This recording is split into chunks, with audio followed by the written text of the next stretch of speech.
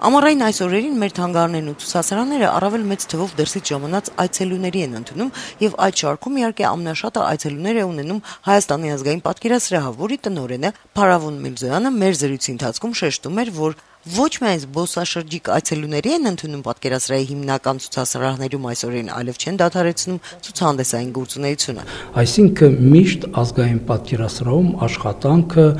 Երում է։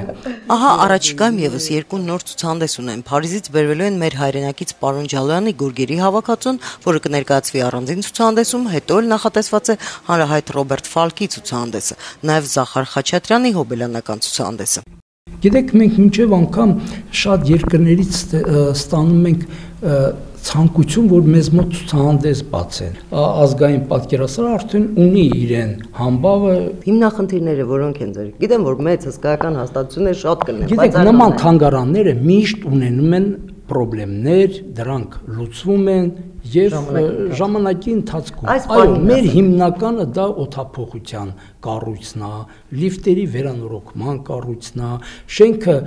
Լինսի հիմնադրամով 10 տարի առաջ վերանորոգվել է, այսօր անհրաժեշտ է նոր վերանորոգումներ, նոր սրահների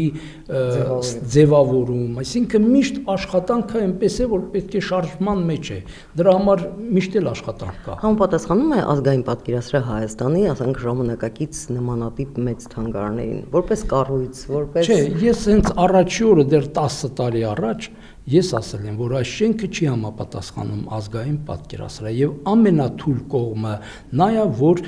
3 թանգարան եւ ֆիլհարմոնիան գտնվում են մեկ ընդհանուր կառույցի մեջ։ Հույս ունեք, որ երբևէ Հայաստանի ազգային պատկերասրահը առանձին շինություն Իմ կարծիքով այդ հարցով մեր ղեկավարությունը մտածում է եւ